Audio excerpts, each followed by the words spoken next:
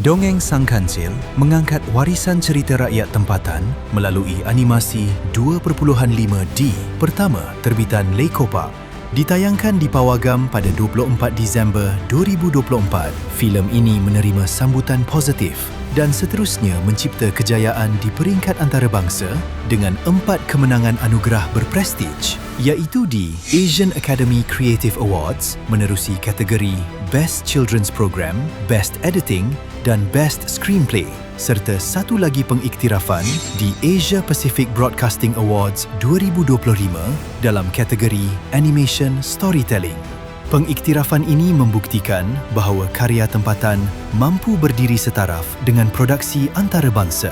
Terima kasih kepada semua yang terus menyokong Dongeng Sang Kancil. Sokongan anda menjadi kekuatan kami untuk terus mengangkat cerita tempatan ke pentas dunia.